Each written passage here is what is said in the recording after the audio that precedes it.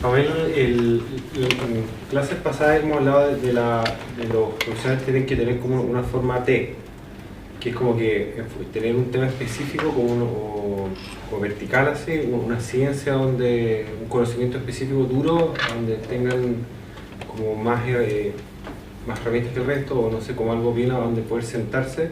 Y también tienen que tener un tema vertical más como para poder, con habilidades más blandas, de relacionarse, especialmente son buenas esas para los negocios, para temas comerciales, cosas así. Tú con un doctorado, con un magíster, doctorado, postdoctorado, tenés una estructura así vertical, yo veo así, pero clarísima y ya increíble, pero pasa a veces en Chile que no hay campo para eso, porque al final un gallo, el único experto en la bacteria, no sé qué cosa, me dice, ¿qué empresa va a contratar a ese gallo? ¿Dónde se necesita? En un mercado tan chico como es Chile. Entonces, eso en la academia, claro, funciona bien, pero cuando uno se sale después de la universidad y ya no quiere desarrollar ciencia, es difícil encontrar eso, como irse a emplear con solamente algo tan vertical así. ¿Tú pensaste cuando saliste de la universidad emplearte en alguna empresa o en verdad tú tienes súper claro que no había campo para ti en una empresa privada y dijiste sé que mi opción es como te diste forzar a emprender o fue también o porque no encontraste pega o no estás dispuesta a encontrar trabajo? Sí, no, yo siempre tuve la universidad como norte, lo que te decía, o sea, yo siempre fui criada para estar en la universidad. Y cuando me vi en el mundo privado fue a través de los emprendimientos que ya venía haciendo, hacerme cargo un poco del emprendimiento. Antes lo había hecho casi que de hobby, o sea, por fuera, pero nunca he estado nunca he estado sin trabajo y nunca he estado en la situación de buscar trabajo. Siempre me han llamado para ocupar, pero ciertamente creo que tienes razón en el sentido de que si yo tuviera que buscar trabajo hoy día es la cosa más difícil que me tocaría hacer, porque no sabría dónde podría trabajar. Por un lado,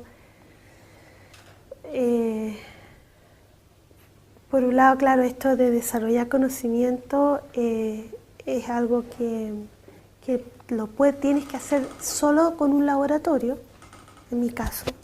No soy matemática, que si no podría trabajar sin. Necesito hacer experimentos, entonces necesito un laboratorio, ¿no? Y quizás terminaría haciendo cosas que son consecuencias de esto de generar conocimiento, que ha sido el emprendimiento, la innovación, ese tipo de cosas más académicas, a lo mejor, no sé. Pero ¿sabes qué? Mira, yo en la escuela de negocio aprendí un concepto que lo encontré maravilloso. Porque como yo siempre he sido muy curiosa, siempre he aprendido de todo. Yo sé mucho de física, hago muebles, todo lo aprendo. A mí me encanta aprender. Entonces siempre he tenido problemas de foco, porque hago de todo. Yo podría haber estudiado cualquier cosa. Mi papá de hecho quería que yo estudiara ingeniería mecánica, porque era muy buena para eso. Entonces podría haber estudiado cualquier cosa. Después me metí a estudiar ahora negocio, me encantó negocio, a pesar que es un soft science, igual lo encontré, me gustó. Pero aprendí un concepto que ahora le encuentro mucho sentido, y es que se llama Flash of Insight, que lo que dice que básicamente cuando tú creas una idea, algo nuevo, algo totalmente nuevo, el proceso para crear la idea, ¿han visto ese concepto? No, no, ya. Flash of Insights. Búsquenlo, Gladwell creo que es el autor, fue profesor ahora mío en la Escuela de Negocios. Está bajo el concepto de inteligencia intuitiva. Intuitive Intelligence se llama el libro. Ya, ¿y qué dice esto? Que cualquier concepto, cualquier idea que se crea bajo un modelo de asociación de ideas. O sea, cuando Napoleón tuvo que generar su primera estrategia de combate, y tú vas y ves toda la información con la que contaba Napoleón en ese minuto, hace perfecto sentido que a él se le ocurriera esa estrategia. Entonces los box de información que tú manejas son los que te permiten asociar para llegar a una idea. Por lo tanto, mientras más box tú tengas de información, más caminos tienes a crear una idea. Y eso en el fondo significa saber mucho de mucho, saber poco de mucho, más que saber mucho de poco. Entonces, la justificación para esa falta de foco o el querer saber de todo un poco, tiene que ver, es súper importante para el proceso creativo. Yo encuentro que tú con magíster, con todo el postdoctorado, sabes mucho de poco de la persona. Yo sé mucho de poco, pero a la vez también sé poco de mucho. Mucho, claro, un poquito de muchas otras cosas. Y eso ha permitido que yo me meta en temas que de repente son súper novedosos, porque manejo muchos temas. El proceso de creación de una idea, sí, a ver, si tú vas a trabajar en innovación, requieres crear ideas, pasa mucho por eso también. Juega en contra el saber muy poco, mucho de poco, digamos. Porque no puedes asociar. Yo, por ejemplo, te puedo decir,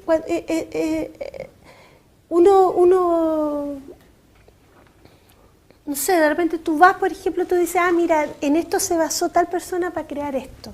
Es como muy evidente, después que tú estudias esto es muy evidente. Pero eso no es magia, es un proceso.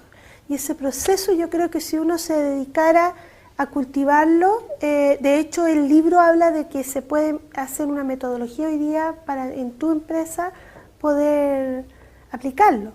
Se puede sistematizar. Y yo creo que eso es la explicación de por qué tenemos que saber de todo un poco. ¿Sí? Y no lo encuentro hoy día que sea falta de foco. Yo creo que uno efectivamente tiene que manejar muchos temas, mucha información.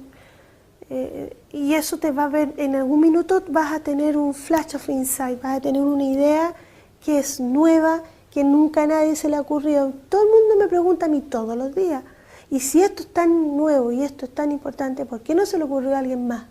Siempre me preguntan todos los días. Y es por eso. Pamela, quería ver si nos puedes contar un poco de tu tránsito como empresarial en ese sentido, de cómo fue que creaste la primera empresa, después Agua Marina, qué productos te movieron en el mercado como a seguir creciendo en ese ámbito, y hoy día cuál es tu rol, es más científico, es más de negocio. Oye, ahí ha sido bien difícil, porque yo me juré que nunca iba a ser gerente general de Agua Marina. Y mi socio me dijo, nunca vas a ser gerente general de Agua Marina, porque mi foco tiene que estar en la parte técnica. Siempre me vi como CTO, más que CEO. Y hoy día soy gerente general de la compañía. Espero que no por mucho tiempo. Yo creo que cuando partí con mi primera empresa, estaba el concepto de ¿qué se puede hacer en biominería? ¿Qué puedes vender en biominería? No había claridad de qué se podía hacer, y partimos pensando que el agua era un tema importante, pero sin embargo nos dimos cuenta que en el agua, a pesar que es un tema importante, nadie está dispuesto a invertir muchas lucas en agua. Entonces era complicado. Biolixiviación se hacía, pero son procesos donde tampoco quieren meter muchas lucas en innovación, en investigación. Entonces de a poquito mi primera empresa me sirvió para entender el dolor de la industria, porque esto es un negocio que separa desde crear la necesidad al cliente, porque el cliente no sabe qué te necesita, porque como es generador de conocimiento, previo a nosotros no está el conocimiento. Entonces, ¿cómo saben qué te necesita? Entonces es bien complejo. Y la primera empresa me sirvió para entender el dolor, y en Agua Marina lo que fui haciendo fue empaquetarlo en modelos de negocio. Y hoy día lo que hacemos es vender I+D en un modelo donde el riesgo está dispuesto a pagarlo el cliente en la medida que tenga un acceso a una solución tecnológica. Y allí hemos detectado los grandes dolores de la industria, que creo que son algunas cosas de servicios en biolixiviación, biocorrosión, que es todo el tema del transporte de agua, sobre todo de las desaladoras, que están expuestos los piping a grandes problemas de corrosión con unos costos impresionantes. En material particulado, que es un gran dolor de la industria, y bioremediación. Y allí nos hemos concentrado, digamos, en distintos servicios, tratando de llegar también a terminar tecnologías o productos que se puedan escalar. Eso. Sí, era, bueno, para volver a lo que estábamos hablando de tener distintos box. Básicamente lo que estás diciendo es que desde el punto de vista de la educación lo estamos haciendo harto mal acá, o en general, y de hecho yo creo que justamente ese famoso déficit atencional tuyo era justamente esa inquietud por querer saber y contestar preguntas que uno tiene siendo curioso y no satisfacerse solamente con lo que le entrega uno. Entonces, sí. Justamente cuando veo que el tema del déficit atencional es el mal de los colegios actuales, y que le damos medicamentos como para justamente que vayan pensando de una línea, sí. Yo creo que si tú es un muy buen ejemplo. Yo me he metido mucho en el tema de educación porque me gusta, y bueno, con mi hija lo veo todos los días, pero además siempre he jugado un rol en los colegios regionales, digamos. Hemos hecho hartas cosas con ellos. Y a mí me preocupa mucho porque los veo cada vez más alejados del camino correcto. El camino, hoy día, si ustedes se fijan, el profesor tiene una cantidad de contenidos que tiene que pasar y que no le interesa cómo se mete en la cabeza a los chicos en el tema que los tiene que pasar. Y muchos de ellos los da por pasado. Y las preguntas y las pruebas, si ustedes las ven, se dan cuenta que son preguntas donde tienen que contestar lo que el profesor les dijo o el libro dice. No hay análisis, no hay contexto. Entonces ustedes se encuentran con que los chicos no asocian lo que aprenden por física con lo que aprenden con química y lo que aprenden por biología. No les hace clic, no les hace sentido. Entonces es tremendamente aburrido ir a una clase y tratar de que sea un vaciamiento de contenidos en tu cabeza nada más. Eso a mí conmigo no funcionaba. Yo, por ejemplo, me acuerdo que me castigaron muchas veces, yo pasé condicional en el colegio varios años, porque, por ejemplo, me sentaba a escuchar al profesor y escribía la primera línea en amarillo, la segunda en rojo, la tercera en verde, y así me entretenía. O escribía y hacía un círculo, después hacía un cuadrado. Hacía figuras tratando, porque era horrible tener que estar, además, escribiendo todo lo que te dicen. Hoy en día los chicos le recitan las cosas y eso después le meten unas pruebas que apenas alcanzan a terminar las pruebas. No. Entonces yo con mi hija lo que hago me doy una tarea que es bien ardua. Yo todos los fines de semana estudio con ella, pero no veo la materia que le pasan en el colegio, sino que, por ejemplo, si le pasan fotosíntesis, yo estudio con ella la fotosíntesis. Le hago olvidar el cuaderno, le hago olvidar el libro. Mi hija, ustedes la ven y no tiene los cuadernos de biología, de matemáticas, de cualquier cosa, un desorden. Anota donde quiere, tiene un cuaderno de repente que anota todo. Yo cero control con eso. Pero conmigo se sienta y estudiamos fotosíntesis. De partida estudiamos fotosíntesis en inglés. Yo le enseño todo en inglés. Para que inmediatamente tenga cómo se dice en inglés las cosas.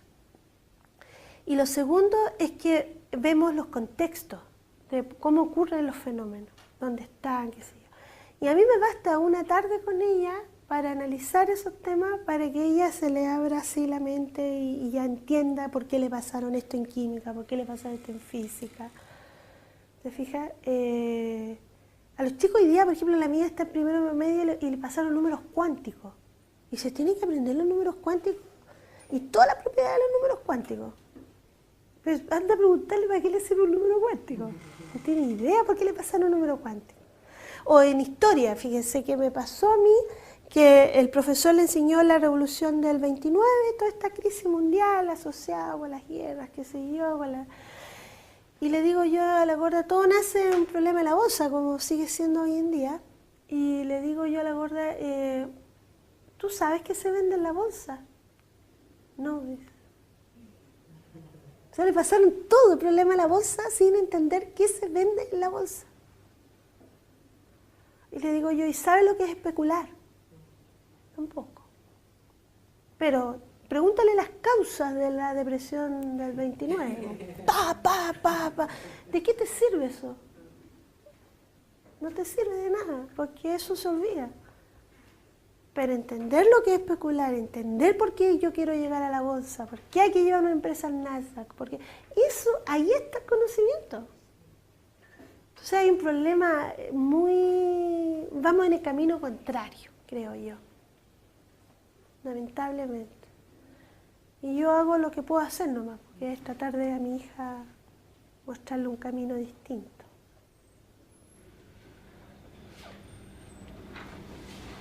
Siendo presidente de curso, como... Sí, peleamos un poquito, pero también, sí, es parte del sistema, ¿no? Está en un colegio bien exigente ella, pero es parte del sistema, si los profesores están de manos atadas, tienen que pasar los contenidos. Entonces a mí, yo lo que hago es, como estoy sola con ella, me dedico todos los fines de semana a revisar. Además que ella, me doy el trabajo, la he llevado a la bolsa, estaba en Nueva York ahí, entonces va a entender de qué se trata. Y ella además le explica a sus compañeros, entonces como que se va, algo impacta. Pamela, yo te iba a preguntar hace un rato sobre qué hacer en Chile para incentivar más la ciencia, en el fondo, porque hay súper pocos científicos, hay súper pocos emprendimientos que tienen como fundamentos más científicos, pero en realidad ahora con lo que acabáis de decir que ni siquiera pasan las materias correctamente, que en realidad es algo que todo el mundo sabe y que uno mismo se cuestionó en el colegio, o sea, también a todos nos pasó, por lo menos a mí me pasaba que era como, ya es memorizar, pero no nada más, pues no te hacían relacionar, de hecho, no sé, en Estados Unidos escribir un paper era desde, no sé, muy chico, pero acá como que en la universidad con suerte. Debatir, yo te digo que los chiquititos en Estados Unidos están chiquititos debatiendo temas. No sé, quería saber cuál es tu visión como para lograr sacar más científicos. Mira, hay un eslogan que usaba el CONICET alemán, que a mí me gustaba mucho, que decía "Be curious". Ese es eso. Sé curioso. O sea, ¿por qué le tienes que dar todas las respuestas a los chicos? Si los niños están llenos de preguntas, hazlos que las respondan ellos.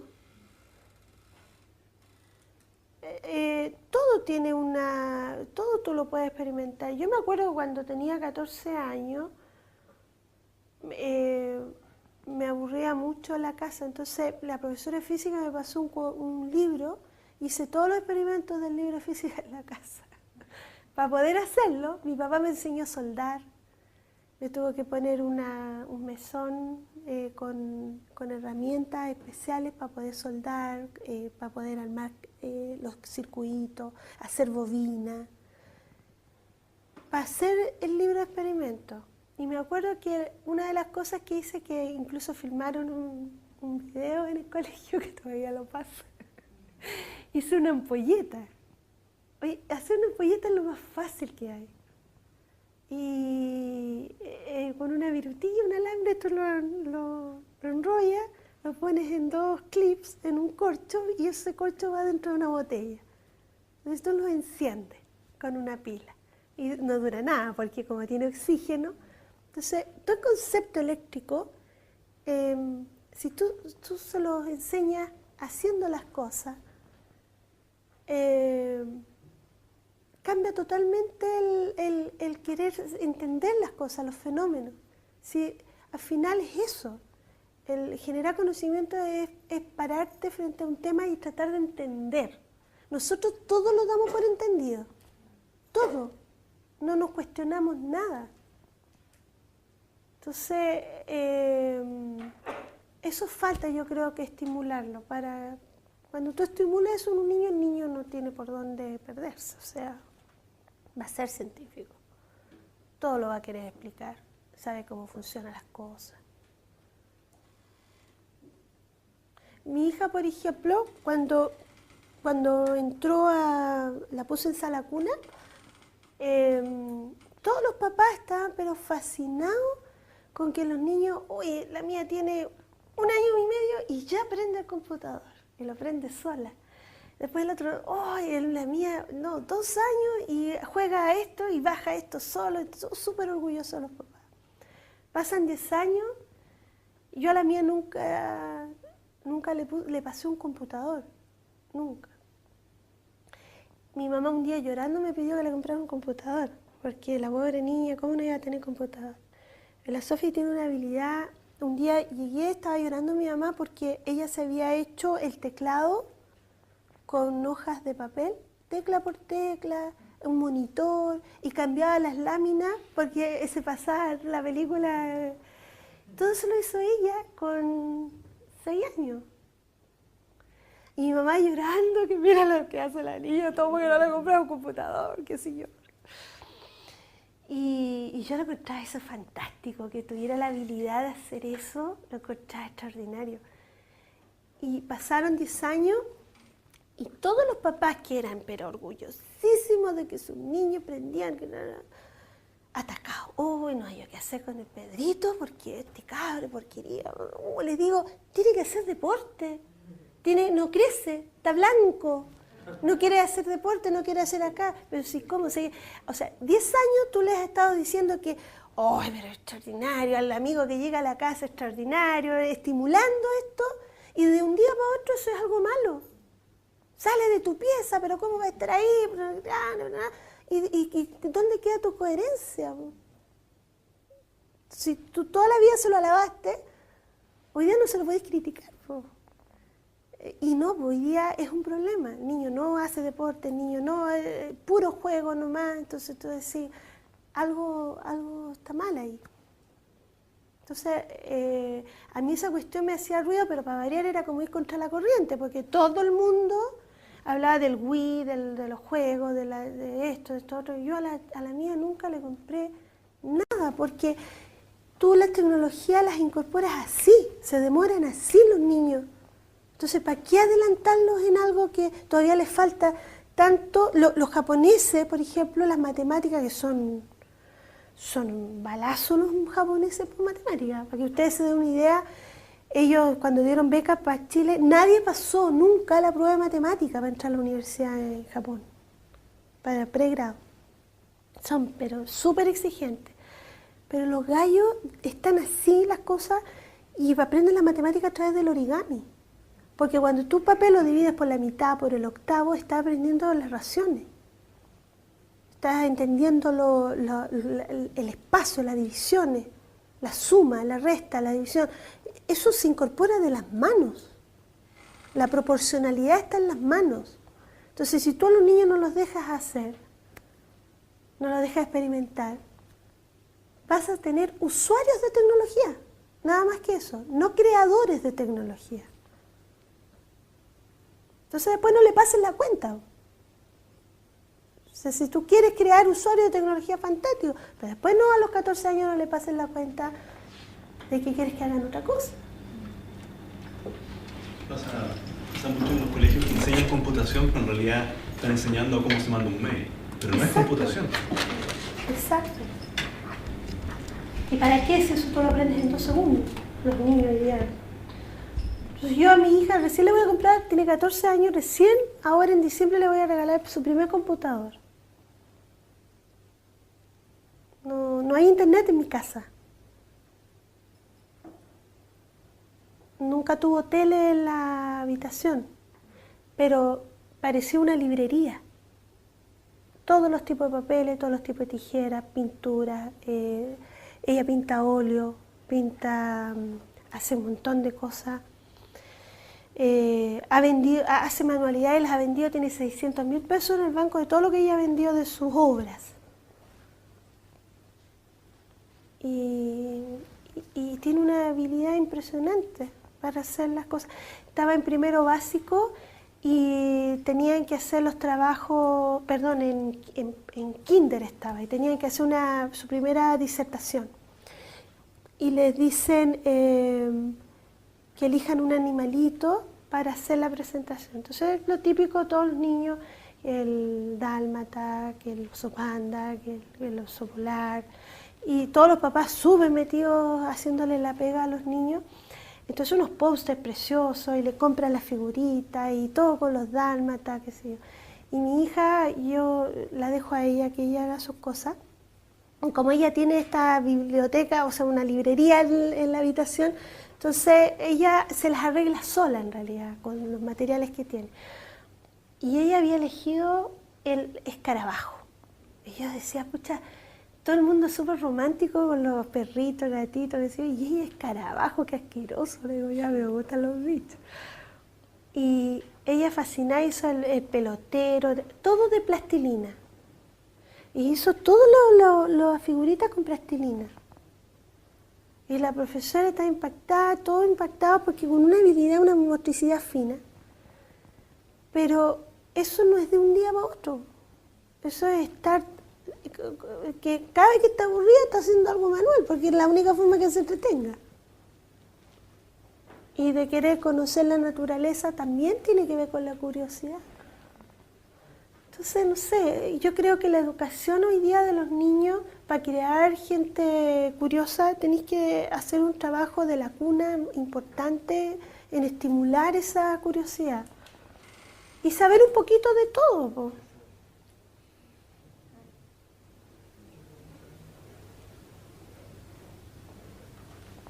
Oye, Pamela, yo te quería preguntar una cosita. ¿Cómo ha sido tener este emprendimiento? Es un poco para hablar de regionalismo. ¿Cómo ha sido tener esta empresa en una región, en Antofagasta? Tienes la suerte de que estás en tu nicho, pero ¿cómo has experimentado eso? El hecho de vivir allá, de tratar de sacar adelante tu emprendimiento allá, ¿cuáles son las brechas? ¿Has tenido la tentación de repente de venirte a Santiago por alguna razón? Sí. ¿Cómo ha sido tu proceso? Es muy difícil estar en Antofagasta, cada vez se me hace más difícil.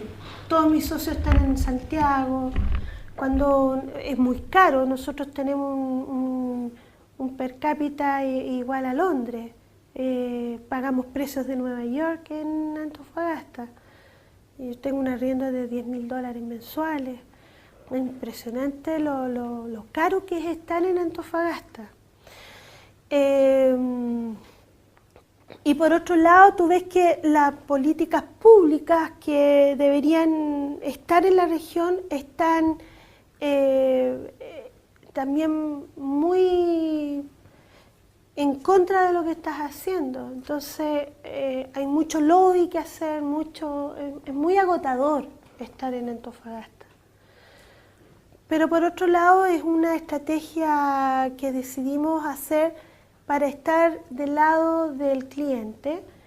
Y por otro lado, porque cada vez que tú hablas de excelencia, está el concepto de que hay que hacerlo en Santiago. O sea, si no es en Santiago, casi que no. Entonces, eso también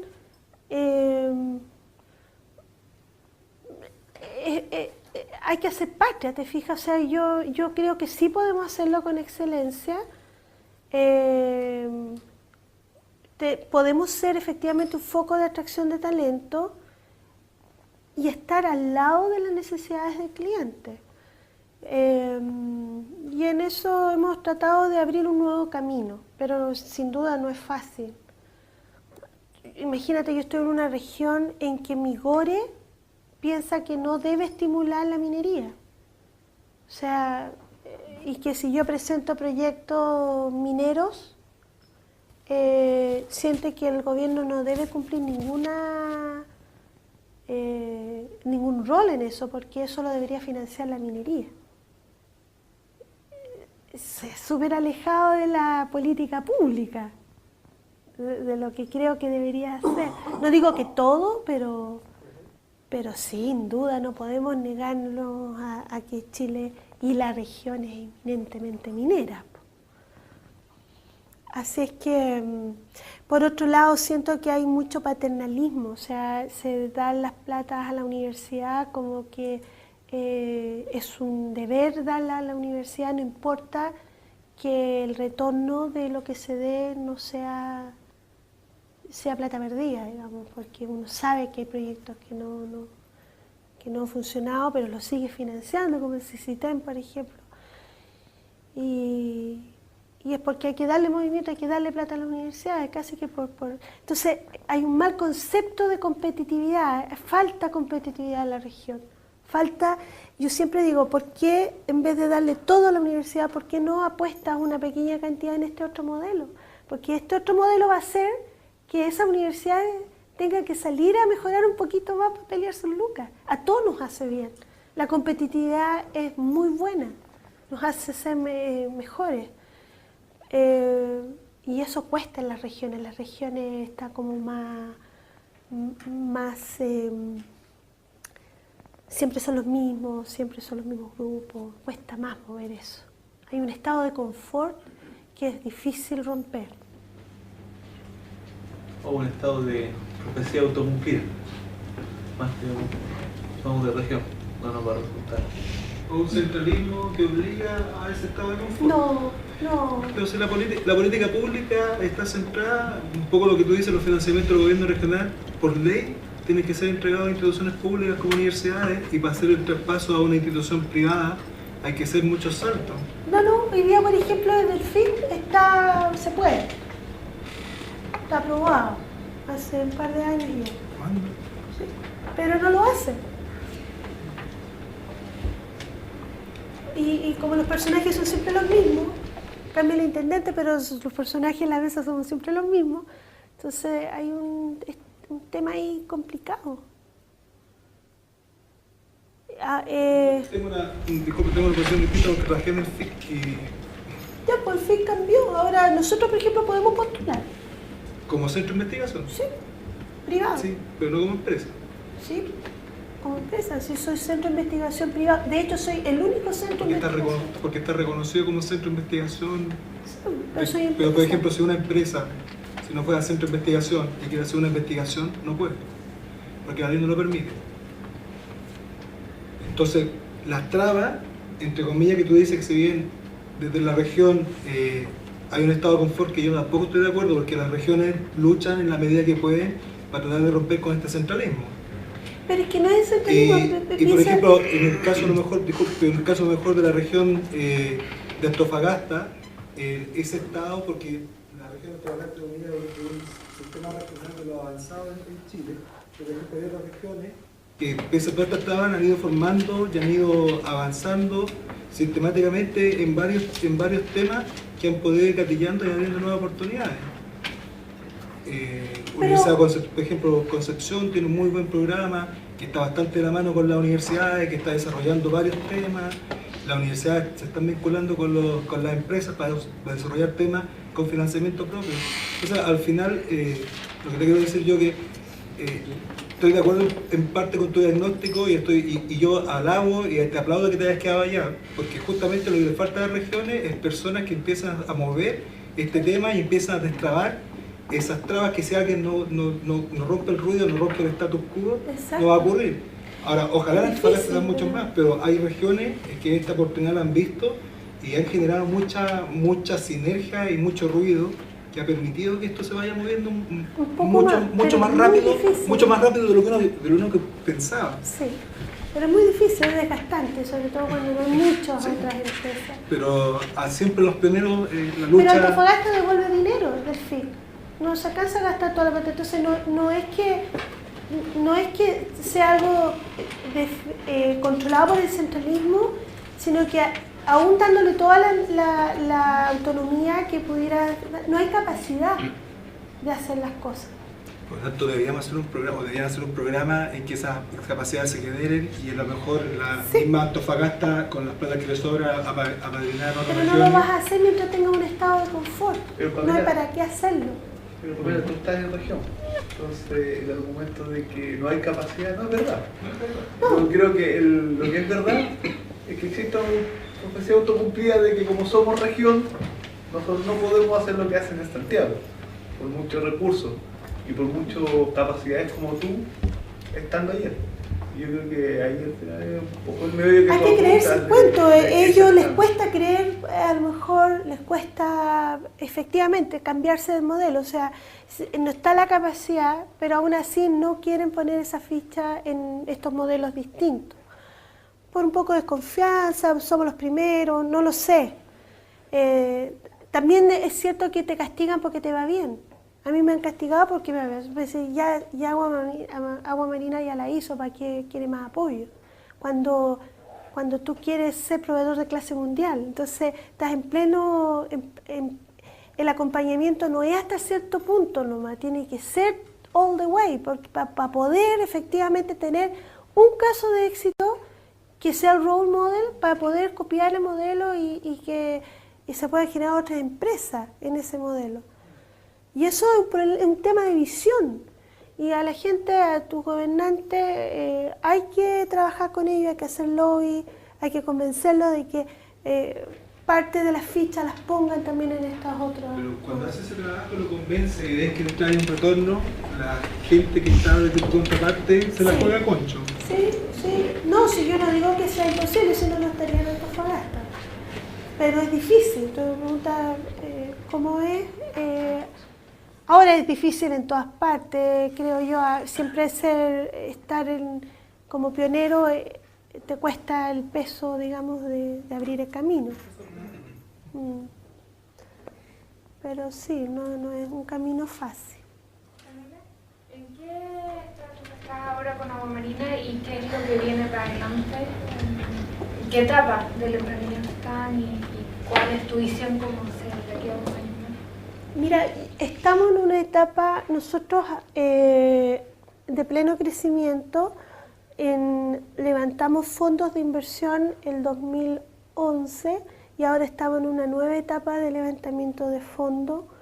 Estamos consolidando algunas tecnologías, estamos tratando de destrabar, porque al principio tuvimos mucho apoyo, pero ahora como nos ha ido bien, entonces como que la gente siente que ya no hay que apoyarla más, entonces estoy tratando de entrar en una nueva etapa de convencer que efectivamente este es un modelo atractivo y debería ser, es el camino. Quiero crecer más. Quiero ser un punto de oportunidad para atracción de talento a la región. Hoy día recibí un correo, todos los días recibo gente con PhD que quiere venir del extranjero a trabajar a Agua Marina. Entonces, quiero que el gobierno también sienta que son parte de ese polo de atracción de talento. Capital humano avanzado, cuesta armarlo. Y en los modelos universitarios tú ves que no ha funcionado. A nosotros yo puedo demostrar que aquí se puede conseguir y hay hoy día somos un punto atractivo, por lo tanto yo quiero que el gobierno ayude a financiar eso. Es en beneficio de todos, no solo de Agua Marina. Hace 2 semanas atrás hace ya un mes, recibí una llamada y estamos firmando un convenio con la Universidad de Rhode Island para la Facultad de Ingeniería para mandarnos gente por 1 año, 6 meses y 3 meses que quiere trabajar en los temas mineros. ¿Y has firmado convenio con la Universidad de Magallanes, por lo mismo? Con la Católica estoy trabajando. De hecho, sí. Con la Católica tengo un ofrecimiento muy bonito. Yo soy miembro del directorio del Centro Anacleto Angelini y estamos viendo cómo vamos a utilizar justamente la Facultad de Ingeniería tiene ganas de interactuar más con la industria en la minería para ciencias más duras. Y entonces la idea es poder canalizar a algunos estudiantes de primer nivel para que puedan ir a hacer algunas tesis, algunas cosas y desarrollar tecnología en conjunto. Y tengo gente de muchas universidades, del Andrés Bello, la semana pasada estuvo el jefe de carrera allá en Antofagasta. Somos en forma permanente una atracción de talento a nivel nacional y internacional. Así que yo hoy día recibí un currículum de esta otra persona, un doctor que quiere venir a trabajar. Y todos los días recibo correos así. Y eso es súper importante para nosotros, porque en Antofagasta, con quien tú hables te va a decir que el grave problema es que no pueden llevar gente. Y yo tengo problemas que no tengo dónde meter gente. Entonces algo está pasando en el modelo que vale la pena impulsarlo y estudiarlo. Y al gobierno regional les tiene que hacer sentido, tiene que ser importante para ellos. Eso. En este modelo que tú comentabas de negocio, que son como I+D para transferir las soluciones, ¿cómo lo operas con las empresas? Por ejemplo, si se genera una solución que es empaquetable con la propiedad intelectual o replicable, ¿eso también se transfiere a esta empresa o tú te quedas con ellos y tienes la oportunidad de cómo se llama esto, de replicarlo en otros lados, o al replicarlo tienes que devolver algún tipo de dinero a quien te apalancó la primera parte? No, nosotros somos dueños de la tecnología siempre. Y la patente queda en Agua Marina. Y el usuario está pagando por tener acceso a la solución tecnológica. Es casi que un pay-per-view. O sea, tú generas primero el I+D y después tú usas la opción. No es que hay una empresa. No es que ellos te jalan a hacer una necesidad, sí, y tú buscas el I+D y te pagan el I+D. Sí, así es. Ahí está la tecnología. O sea, la duda está que ellos te financian el I+D, si hay algún tipo de convenio de que tienes que hacer la transferencia o tú te puedes quedar con todos los subproductos que se derivan de... Yo me quedo con todo el know-how. Pero ellos tienen acceso a solucionar el problema. Entonces la primera prueba industrial se hace en faena con ellos. Entonces ellos están evaluando, estamos hablando de problemas que son tremendamente importantes de resolver. O sea, la minería... Entonces, por ejemplo, no sé, hoy día aplicar un producto en chancador primario para polvo no está resuelto. Entonces, para quien tiene el problema y es grave hoy día, es importante ver si el polímero que yo pueda desarrollar le sirve o no le sirve. Entonces, está dispuesto a probarlo y invertir en el piloto para probarlo. Pero también estuvo dispuesto para desarrollar el polímero a partir de una idea. Claro, me pregunta después cuando necesita más polímeros. Sí, nosotros vamos a escalar eso con ellos. Ellos están poniendo la inversión en el fierro y nosotros en el desarrollo del producto. ¿Y después el beneficio con respecto al costo de ese polímero versus el otro de industria? Sí, se conversa. Ellos me tienen que asegurar a mí 3 años de contrato al menos para que se pague la inversión en I+D. Y más que nada tener un precio que sea competitivo de mercado.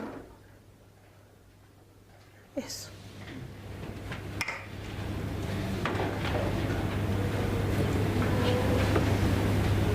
No sé si quería alguna pregunta adicional.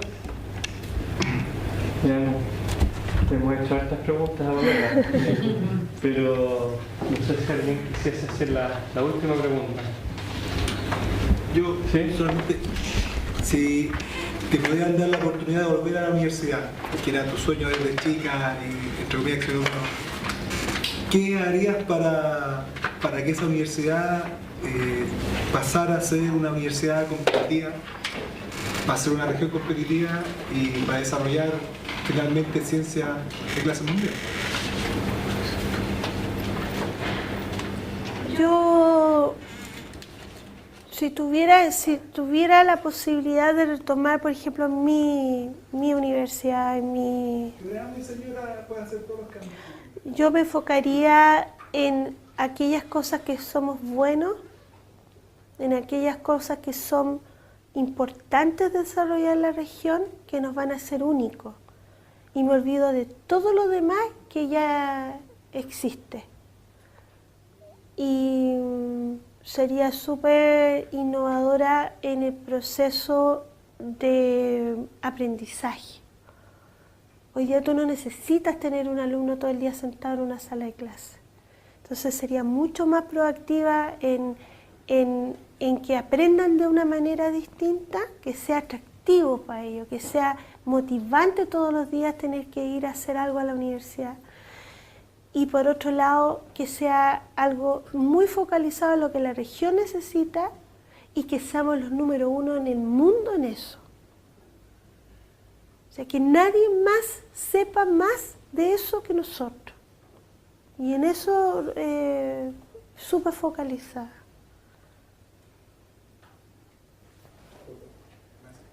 Perfecto.